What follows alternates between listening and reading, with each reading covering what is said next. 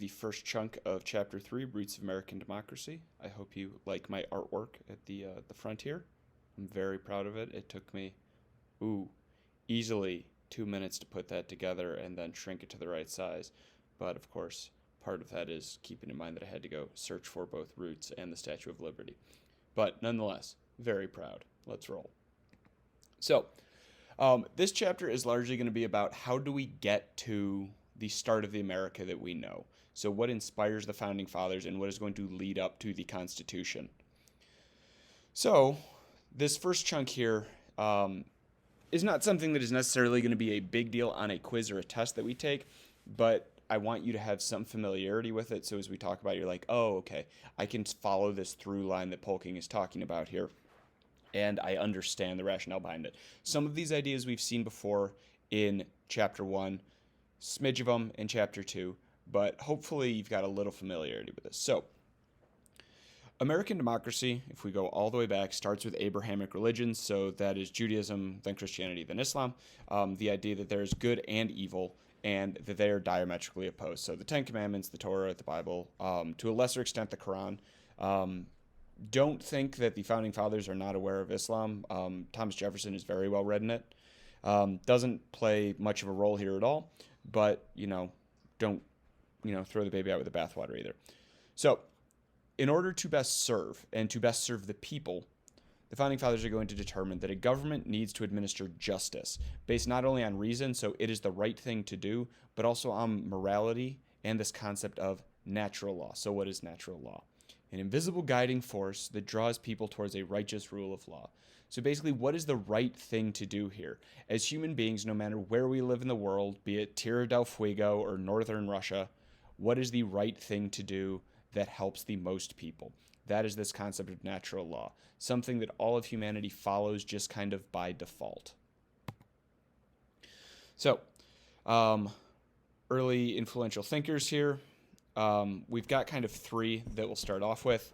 These are all people that had headed out from Great Britain for one reason or another, usually to ensure that they had more right to express their own religion. Now, when we talk about religious freedom in America, we don't want to think of it as like pure religious freedom where you're free to think whatever you want, and we'll see that in a second, but just worth keeping in mind here. So first of all, we've got this dude up here. This is John Winthrop. He is the guy who gives the speech that says, "We shall be as a shining city upon a hill," which means what? Hopefully you're all mumbling to yourselves, come on, Polking, we know this already. But what Winthrop's talking about here is this new society being built in America is going to be something that the entire world will aspire to later on. Winthrop idea and run with it. So John Winthrop has the basic idea there of we need to set an example in America. We need to do better than our British forefathers. Roger Williams takes that a step further. He's going to refuse to swear allegiance to the Church of England and instead is basically going to found Rhode Island, which explains a lot about Rhode Island. Is Rhode Island has a Napoleon complex and a persecution complex for the first couple hundred years of pre-American and American history, and this is sort of why they really don't like being bossed around. Is Rhode Island is essentially founded so these guys can do and gals can do whatever they want, because one of the next people to set up shop in Rhode Island and make a major impact, and one of the first women we really hear about in American history, is Anne Hutchinson. Anne Hutchinson is banished from Massachusetts for her quote-unquote heretical religious beliefs. Anne Hutchinson is almost hanged like 2 or 3 times in Massachusetts, and eventually they're just like, look, Anne, we really don't want to kill you, but you're not giving us much of an option here because we're incredibly intolerant when it comes to other people's religions. So she literally has like her head in a noose at one point, and eventually they convince her and a couple of her kids, and later on her husband, to head over to Portsmouth in Rhode Island, and she will go there and found another city. So now it's she and Roger Williams are both there. So the big thing coming out here is these people want the right to express themselves without a government of any sort being able to tell them what it's okay for them to believe in or not to believe in. So they want flexibility. Now, philosophical stuff. What do we do here? You got Aristotle, who we talked about a while back, and he is going to come up with the idea of a constitution, which he will define as a certain ordering of inhabitants of a city-state. All that means, and we're not going to jump into this because this is not a college political philosophy class, is basically There are rules set out that everybody in the society is going to have to follow. That's it. We've got a constitution is a game plan. It is an owner's manual for a government. Now, the next big thing that is going to influence American political thought is this thing called the Magna Carta. So you guys have probably seen a Robin Hood movie in the past. That is always kind of the time period that we're talking about here. King John is a bad king in England. He is abusive, and he taxes his people a ridiculous amount. Eventually, the rich landowners in England get tired enough of him that they basically hold him at sword point and say, look, you've got to spell out what our rights are as citizens of this country, or we're going to overthrow you. So King John, under duress, signs the Magna Carta. He'll throw it out a couple years later because, again, like any contract signed under duress, it doesn't actually have legal standing. But the big thing to come out of the Magna Carta is this idea that the chief executive, so the person who is elected to run the show, so in the U.S. it's the president, in this example that we're talking about here, it's King John, is beholden to an assembly. The chief executive has to answer to a group of representatives. Now in England, those quote-unquote representatives are still the rich landowners. The poor farmers and merchants and everyday soldiers really still have no voice. But at least there's some pushback on the king. So right here, we are getting away from that concept of traditional monarchy we talked about earlier and are going towards a constitutional monarchy where there are checks put on the king by a legislative branch. This is a big, big, big deal. The Magna Carta is a big deal. And this will help establish what we call the rule of law. So leaders and a government require a legitimate reason to imprison a person. That was another thing King John had been doing. He's doing that whole, what we talked about last time, I don't like you, you're going to jail. That very dictatorial move. So now these lords are saying, no, you don't get to do that. You have to have a reason to imprison somebody that is better than we don't like you. You have to follow the laws.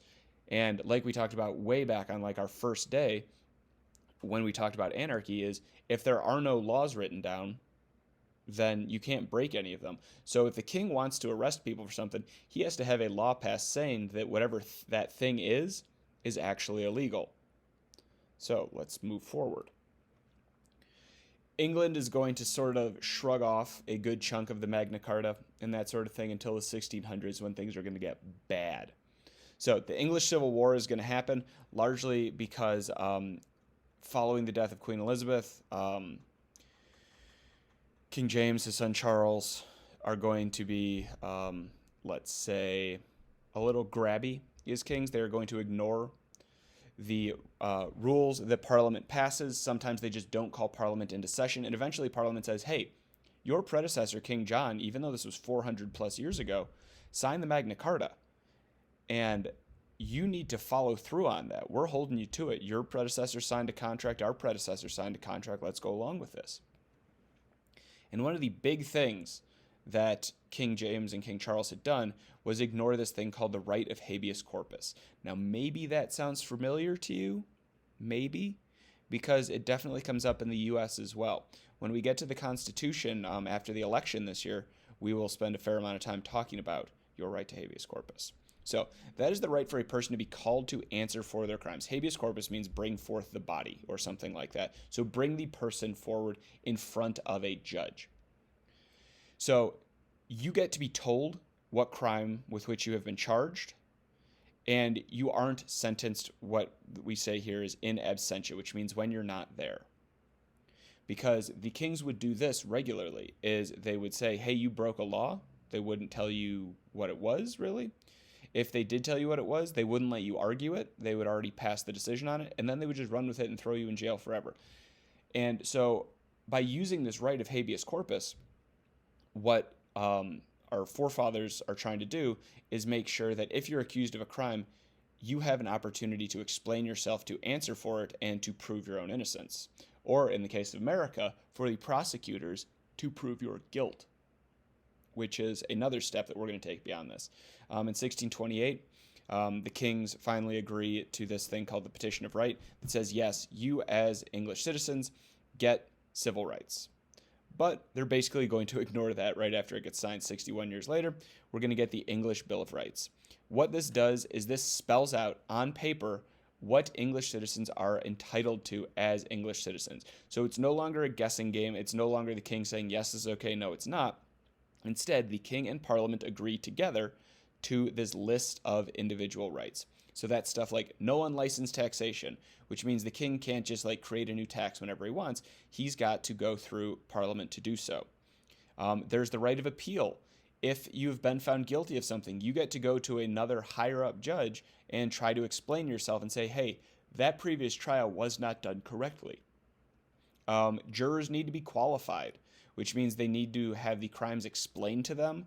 They need to be able to at least read or write, probably. But it's basically saying that your jurors need to be people that are suited to be on a jury and not somebody that you pulled off the street that might not even be from that country. Freedom of speech in a very specific context. So this is not pure freedom of speech like we have in the United States. This is freedom of speech to debate. So now pushing back against what either Parliament or the king had said as a law, and going out there and saying, hey, what King George I did here was wrong. Let me tell you why. That is now okay, where in the past it had not been, and people would be punished for that sort of stuff. Also, elections are more open, which means that the king is not the only one telling you who you can vote for anymore. There's a little more freedom in electing your members to Parliament. So remember this Bill of Rights here, because the United States and James Madison are going to look at this about exactly 100 years later and say, ooh, we really like that idea. We're going to run with it. Now, there's a couple thinkers. We've talked about these guys before, so I will be brief here. Thomas Hobbes, chronologically, is the first one. We remember him. He's the grumpy old dude who wrote Leviathan. He's the first one to come up with social contract theory, that idea that you give up some rights in order for some protection. Because, remember, life in a state of nature is solitary, poor, nasty, brutish, and short. Therefore, we need a ruler. You need to be able to give up your power to, hurt people and take other people's stuff. In exchange, the government will make sure that no one hurts you or takes your stuff. Jean-Jacques Rousseau, Frenchman, says that society has a general will. So if we average out all of society, think of this as kind of like a giant national opinion poll, is eventually we will all work towards a common good.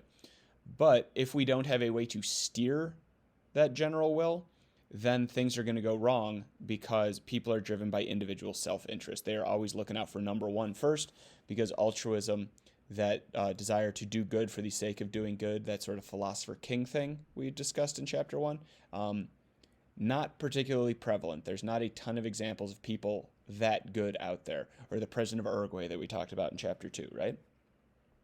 He's a big fan of this idea of popular sovereignty, though. As long as the government works with the people to achieve the general will, then everything is good. But if that trust is violated, if the government is clearly working against the will of the people, then at that point, that trust has been violated, therefore the government is illegitimate. Now, to be clear here, this is not the political party I don't like has passed a law I don't like, therefore I don't have to follow the law anymore.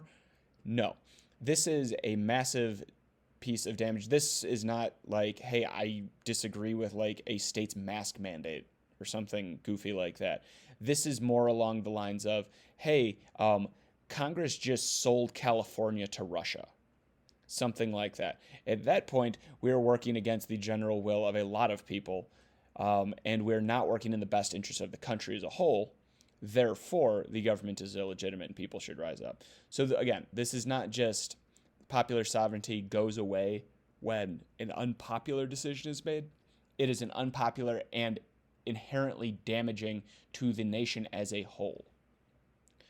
So us, giving up all control in the Pacific by promising China that we would never take our navy into the Pacific again would be a dangerous thing to do and could severely damage America's popular sovereignty. Something along those lines, something massive.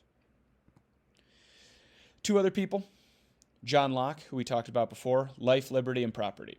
Hopefully at this point you're already getting tired of me saying John Locke and you're like, yeah, Polky, I know, life, liberty, and property, got it, bud.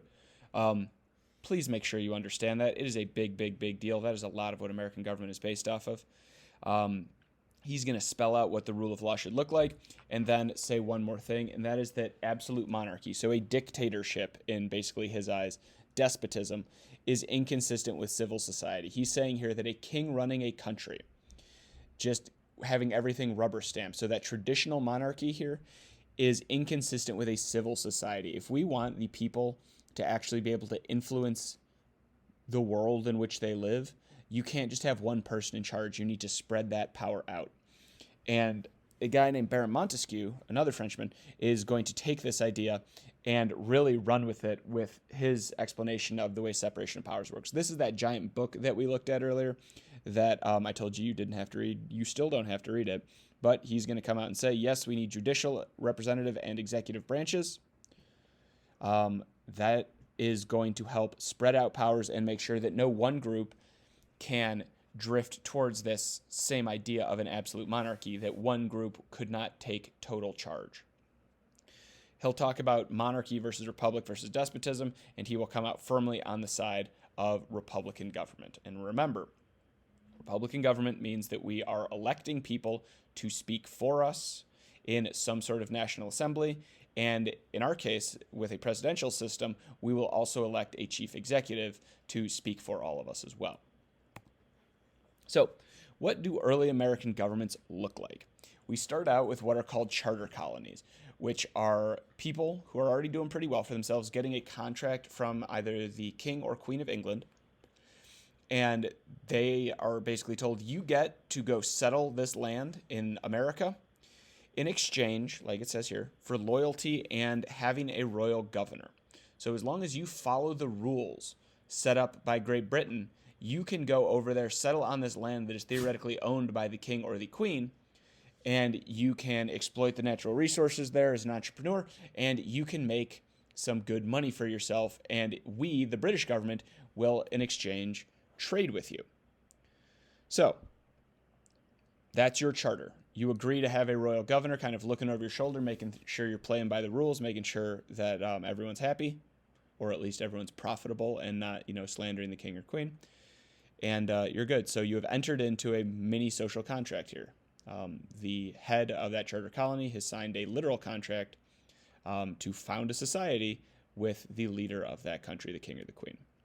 Now, later on, colonies are going to kind of do a little more work on their own here with what are called colonial compacts. So this is a document that basically says how we are going to run the compact. Think of this as the Constitution before the Constitution. The Mayflower Compact is the first big one, and that says, hey, here's how we're going to run this Massachusetts Bay Colony for the quote-unquote general good. And doesn't that sound familiar? Doesn't that sound sort of like following through a general will? Because it should, because that's exactly what it's doing. Colonies are largely left alone, though. And they tend to drift more and more towards democratic representation. So this up here is a picture of the Virginia House of Burgesses, which is the first one to really go with this. Virginia elects 11 men to represent all of the colonists living in the state to basically give them a voice. So this House of Burgesses is going to be a representative body that will work with the colonial governor of Virginia to make sure that the needs of Virginians are heard. Now, obviously, you've read this on here and you've sort of picked this up already, but they're not representing everybody. They are continuing to represent white, relatively wealthy, landowning males here. If you're a woman or a minority or anything else like that, your rights don't matter. 1619 is when we start to see the Dutch begin selling slaves in the American colonies. And, things go sideways there relatively quickly. Their rights are never really considered from the first time slaves are brought into the U.S. They're viewed as property. Gross. Moving on. Now, this is a big idea. Hint, hint. You might want to write this down. This concept of benign neglect. England is basically getting paid to do nothing here. England has given these colonies their charters. The colonies get to continue to exist as long as they follow along with British rule.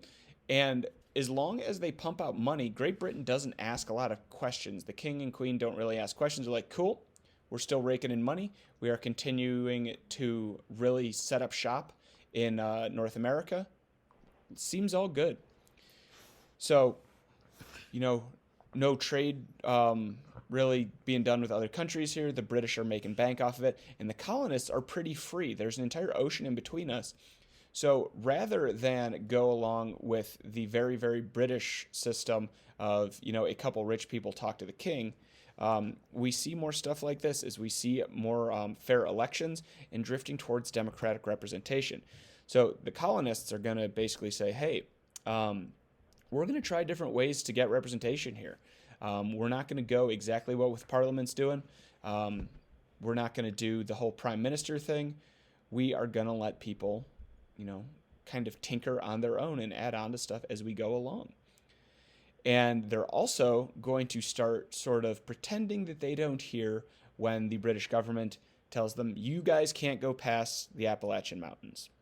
And they're like, whoops, didn't hear that. Seems like there's a lot of fertile farmland over there. We're going to go west of the Appalachians and into the Ohio River Valley. So this is sort of what will become western Pennsylvania and Ohio, Tennessee, that sort of stuff, Kentucky later on. And they're going to bump into the British, the number one rival in world control of power at that point, the French, who are allied with a number of Native American tribes and control a good chunk of what we think of now as Louisiana territory that Jefferson will buy up, 100 years later. So that rolls us into the French and Indian War, which you covered at the very beginning of U.S. history last year. Some moron named George takes some British troops out towards Pittsburgh to meet up with some folks. That moron's name, full name, is George Washington. He gets absolutely spanked by the French and their Native American allies after his Native American allies kill some of the French's Native American allies. This basically triggers a war that starts in America and is going to become one of the first really world wars. It is incredibly expensive. This is fought in Indonesia. This is fought in America. This is fought on the ground in England. I'm sorry, not in England, but in Europe. Is a lot of stuff is going on here. And it is, again, I cannot stress this enough, incredibly expensive. So eventually, they're going to win in 1763, and they're going to ask the colonists to pay off their debt. Is essentially, hey, American colonists, you guys started this. George Washington and his couple militia buddies started this, and we fought it for you, and we won. You are safer and more stable in North America than you were 10 years ago. So pay us back. And that is our SpongeBob meme over on the right here. Is the colonies basically looked at this and like a bunch of entitled teenagers basically said, yeah, we don't want to do that. We don't have to. We didn't ask you to save us. You just decided to save us. So we shouldn't have to pay you for anything. And Great Britain looks over at America and says, buddy, are you kidding? You've got to acknowledge the fact that this war happened because of you. You've got to make right on this. And America essentially is like, nah, we're good. And so the British say, fine. We didn't want to do this, but rather than just tax a little thing here and a little thing there, we're going to go hard here. So 1765, we get the Stamp Act. So this is basically any piece of paper that is going to be pressed is going to be taxed. You want a newspaper, it gets taxed. You want to send a letter, it gets taxed. You literally want to go out and buy paper, it gets taxed. You want to buy playing cards, it gets taxed. The way I have heard this equated in the past to show how just offensive this is this would be the equivalent of the U.S. government now levying a heavy tax on you using either Wi-Fi or data on your cell phones. This is something that we just take for granted now. Yes, we do pay, a monthly fee for that, but this would be on top of it. So access to any form of data is essentially what the Stamp Act is taxing. And the colonists are starting to get very upset about this because they're saying, we didn't get a chance to negotiate. We said we didn't like your first tax, and you stuck us with this monstrosity instead. This is that whole no taxation without representation thing. So the colonists are basically saying, look, we provide you with a ton of raw materials on the cheap. In exchange, we don't expect to be taxed until until you give us a voice in Parliament. Give us some people in Parliament that can speak up for us and explain what we should be taxed on, what we view as fair, and I think we're okay here. And Parliament says, no, you backwoods hicks, you left. This is what happens. You get protection and you shut up and you pay your taxes. This is not going to make American colonists happy. So, in 1777, the Boston Massacre sees 5 Bostonians killed by British troops. Long story short, the British troops were in Boston for quite a while. The Bostonians obviously did not like it. These British troops were regularly harassed by Bostonians, but the Bostonians were pretty justified. There was a lot of harassment by Bostonians at the hands of the Great British, the soldiers from Great Britain. Sorry, they were not great British people. They were mediocre British people at the very best. But this basically results from a British soldier who'd been harassed and been hit in the head with a rock, getting kind of trigger happy when his boys show up, and they fire into a crowd. That picture on the top right there is going to inflame the colonies. They will look at this and basically say, this is an extrajudicial killing. These people didn't break the law. The first person, or one of the first people that's killed in the Boston Massacre, is like 10 years old. And they basically say, like, you had no justification for doing this whatsoever. You didn't follow your own rules, and now Americans are dead because you, the British, were too trigger happy, and you don't think of us as citizens anymore. You think of us as people that are subject to your rule. By 1772, those couple letters that were being sent in 1770 showing the pictures and the stories of the Boston Massacre are going to evolve in what are called committees of correspondence, where throughout the colonies, people that are turning against the British are deciding to sort of start chain letters, basically share the news from Georgia and South Carolina up to Massachusetts and what will eventually become Vermont. So they're sharing all of these ideas, and a sort of whole American identity is being formed here, rather than just someone from Massachusetts, just someone from Delaware. We're not just Delawareans, Massachusettsites, whatever they're called. We're Americans. In 1773, Parliament continues its really bad policy of taxing people without doing anything else about it, and they place a tax on tea. Boston Tea Party happens. The British are deeply offended. Americans think it's hilarious, and things keep getting bad. 1774, the British go all in here. They say, no, we are still not offering you any options towards getting your own representation. They're going to implement what are called either the coercive or the intolerable acts, because they're intolerable because the British are coercing, remember that term, making the Americans do something they would not normally do out of a threat. So what they do is they close down the port of Boston. Representative officials that lived in America have their power stripped from them, so no longer are the Virginia House of Burgesses, for example, going to be able to, meet, because they might say something that the British don't like. Basically, all the rights of all the citizens in Massachusetts especially are taken away, and they are occupied by a British army. And on top of that, we are going to get the Quartering Act. This is where the Third Amendment is going to come from. This demands that anybody in America open up their door to a British soldier to cook for them, to clean for them, and to give them a place to live in their house, whether or not they support the British. So this is not a voluntary thing. You are going to be told at gunpoint, guess what? Corporal, James over here is going to be living in your house for the foreseeable future. So you now not only have an army walking the streets of your city every day, they're literally living in your house, and there's no pushback against that.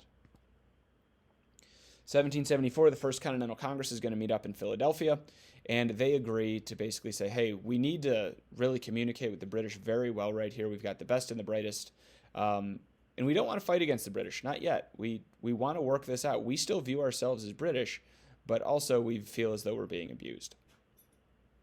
1775, the battles at Lexington and Concord happen. Long story short, Concord, New Hampshire is storing a bunch of black powder for the colonial militias to use. The British don't like that. They march out of Boston to go seize it. It gets moved to Lexington. On Lexington Green, nobody knows who fired the first shot. It's probably an American. The war starts, essentially. is the British fire on what are basically the, what we would call now like a National Guard, sort of Massachusetts. And they win the first battle outright on Lexington Green. However, the British will be harassed all the way back to Boston, which is like a 20 miles, 17 miles, something like that, hike through the woods, at which point we're going to see how this war is going to be fought, is the Americans are going to realize pretty quickly that they're not going to win a face-to-face war against what at this point is probably the greatest military force the world has ever seen. So instead, we are going to fight kind of an insurgency war, is we are going to pick away at people, ambushes, depriving them of supplies, just dragging this war out, bleeding the British for every step, and see how that works out. So, with Lexington and Concord, this American Civil War, not the American Civil War, the American Revolution has started. So, as this is happening, we still have not officially declared war yet, but, we're shooting at each other. Continental Congress is going to ask Thomas Jefferson to draft a document along with Benjamin Franklin and John Adams and two other guys, Roger Sherman and Robert Livingston. We won't hear much about Robert Livingston ever again. Roger Sherman, I'm a big fan. We'll talk about him later. But these guys need to write this document that we will call the Declaration of Independence. We read it this week. To basically explain what our problems are with Great Britain. Is Great Britain, we're breaking up with you. Here's the reason why. And so here's everything you've done wrong. You've been rude to us. You're forcing us to hold soldiers. You're taking our stuff. You're an occupying army. We have no representation, and on and on and on. Therefore, we're done. We're leaving. We're out. Based largely on Locke and Rousseau. Life, liberty, pursuit of happiness, life, liberty, and property. Hopefully that sounds familiar. That's why we got a Declaration of Independence. So, briefly, here's the American Revolution in one slide. American troops under George Washington, Benedict Arnold, Horatio Gates, Ethan Allen, Nathaniel Greene, and Francis Marion fight a series of frontier battles, guerrilla actions, raids, sieges, yada, yada, yada. Long story short, America will do whatever it takes to win. Francis Marion in the South, the Swamp Fox, which is one of the great nicknames in American history, going to make life real hard on the troops in the South. Up north, George Washington is not going to be a particularly good general, but he is going to keep the army together. And that is George Washington's largest contribution, really, to the American Revolution, is he is the person that keeps everybody sticking together. He is that face of legitimacy that shows that America has a vision here, and he's going to hold us together. He's going to inspire the French and Prussian mercenaries to come over. And we get French backing, which is the reason we win the war. No question about it. Without French military aid, without French money, and without French naval aid, we lose the American Revolution. We lose it fast. Instead, France becomes America's sugar daddy and bankrolls the entire war. And basically, the British say, after the Siege of Yorktown in 1781, it's too expensive for us to keep sending tens of thousands of troops to go fight on the other side of the Atlantic. Let's just be done with this. So 2 years later, America's kind of been on its toes, but we are going to sign the 1783 Treaty of Paris, and the war will officially end. America will be recognized as a sovereign state. We now, have that territorial integrity that we can point to. We have sovereignty. We have a form of government there. The world recognizes us. And at the same time, we have also kicked off, by accident, a string of revolutions that will rock Europe for the next 120 years. The French Revolution happens because basically France went virtually bankrupt, paying for the American Revolution. So, 2 revolutions for the price of one, if you will. All right, so what sort of government do we have? I just said that America had a government. What was it? It was called the Articles of Confederation, and it was terrible. Just terrible. We're not going to read it because, frankly, it's boring and it's a genuinely bad document. Let's talk about why. So, it is going to be a confederal government, which hopefully you remember because we literally just talked about it last week. So these are an association of sovereign states. Each state of the 13 colonies that are now the 13 states get to run their own show. Now, this seems like a good idea for America at the time because the odds of a tyrant coming up when all 13 states have to agree on anything is virtually nil. There is a Continental Congress here, but they need all 13 states to approve of any changes that would be made to the Articles of Confederation, which means it's never going to happen because the stuff that matters to people in Georgia and South Carolina is not the same thing that matters to people in upstate New York or Vermont. Therefore, no major changes are going to happen. So the Articles of Confederation basically has gridlock built into it, which is exactly what the Founding Fathers initially wanted, was to ensure that no one person takes power. Remember that idea from Locke that an absolute monarch doesn't work in a civil society. So, unlikely to have a tyrant pop up. The government is very limited. Each state gets to deal with each state, and they don't have to worry about what's happening in the state next door. States control every aspect of government, and that makes them feel a lot more secure and less likely that they're about to be invaded by someone else. On the downside, there's no central government here. So, there is nobody to raise a standing army. Instead, what's going to happen is they will have 13 state militias that will all come together, and then they'll have to vote on who they want to be in charge of those state militias, all the while losing valuable time to respond to, I don't know, like a country invading the U.S. or something. On top of that, there's no real power to tax. They say that there is a power to tax, but this is a big deal. Write this down, all caps. There is no power to collect taxes. So that central government can only ask a state for taxes. They can in no way compel that state to actually turn those taxes over. So they have to go around basically just with their hands out and say like, hey, we need money to pay for these troops that are fighting for us, or, to pay back our debts from the American Revolution to the French. Each state literally has its own money, which means you've got to change your bills every time you go to a different state, which seems like a nightmare. And on top of that, interstate laws and interstate trade are different. There's different rules for what quality of goods you can sell, all of that. So this is a truly free market, but it's so wonky that it doesn't function as like a capitalist market economy like we think of when we were talking about that last week. So going from point A to point B in these states and doing any sort of business there is just, guys, it's terrible. It's so terrible. So we don't want that. What does life look like after the revolution in these individual states? They basically get to do whatever they want. That's nothing particularly extreme. Still only white men get to vote.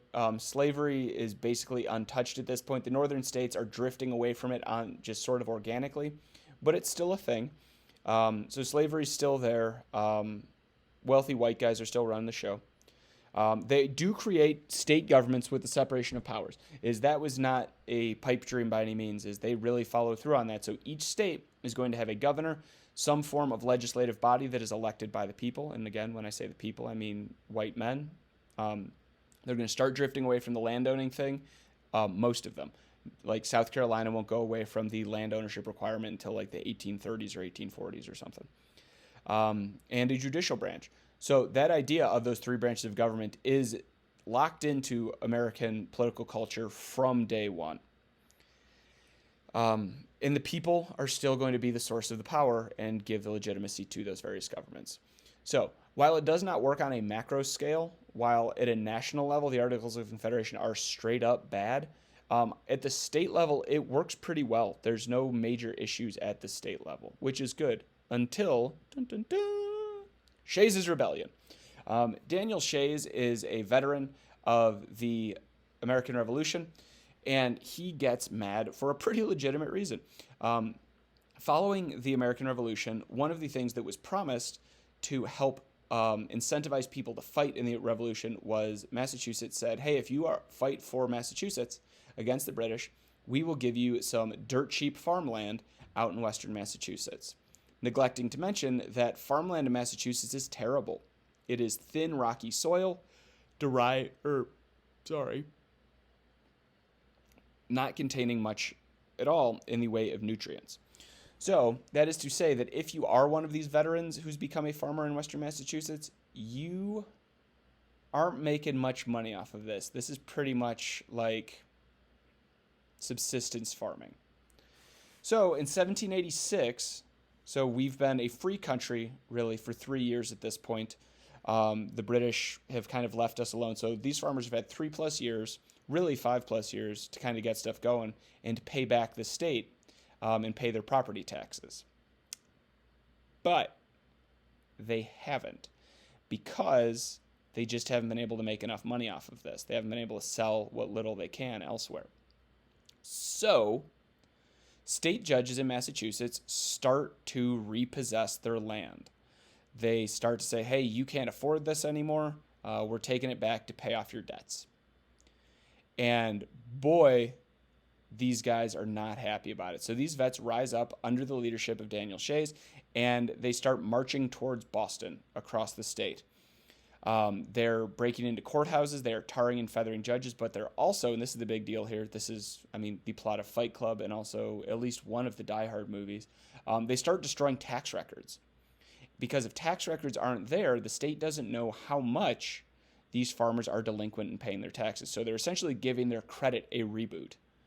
And as this happens, people in eastern Massachusetts, which is the more populous half of the state, where cities like Boston are looking over their shoulder and being like, ugh, that doesn't look good. We don't love the idea of all these guys with guns just marching towards us because they don't want to pay their taxes.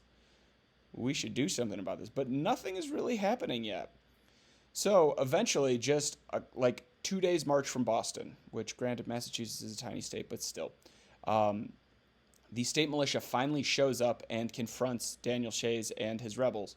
And they point some guns at each other. A couple shots are fired. I think like 2 people are killed and like 3 of them are arrested. And basically everybody else just goes home. So at the end of the day, some tax records are destroyed and a couple judges are assaulted. But really, that's it. Not the end of the world. However, the Founding Fathers, who are just heading to Philadelphia to try to figure out a way to fix all of this, nastiness that's going on with the Articles of Confederation, all of this inefficiency, they're all looking at this and being like, we dodged a bullet there. Because imagine if the militia had showed up outside of Boston and joined with Daniel Shays and said, yeah, as a matter of fact, we don't think that we're being treated particularly well. What if that metastasizes? What if that spreads to other parts of this country? What if this spreads down to Connecticut or Rhode Island or over to New York and Pennsylvania? What happens then?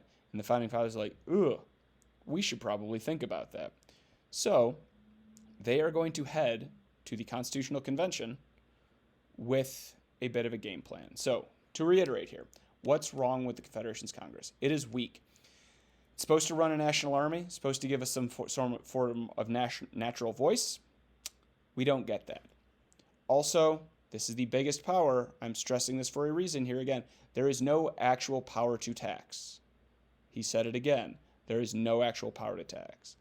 That central government, no executive power. There is no judicial power whatsoever. The one good thing to come out of the Northwest Ordinance, out of the Confederation's Congress, is the Northwest Ordinance of 1787. And what that says is that the national government, under the Articles of Confederation, and later on the federal government under the Constitution, will have control over expansion. So Congress will control expansion of American territories and American colonies later on. It's going to do one other thing as well. It's going to outlaw slavery in the territories. So this puts the brakes on a fear of an initial rampant spread of slavery. Basically, the Great Lakes states, so Ohio, Indiana, Michigan, Wisconsin, and Illinois, are all going to enter the country as free states over the next 20-ish years here. That is in thanks large part to the Northwest Ordinance of 1787. So there is your one, and I really mean this, one upside to the Confederation's Congress is that they did pass the Northwest Ordinance of 1787 right before they went out of business, because the Constitutional Convention is going to start up, and we will cover that in the next video. So hopefully you took notes, and if not, go take them again. Talk with you later. Bye.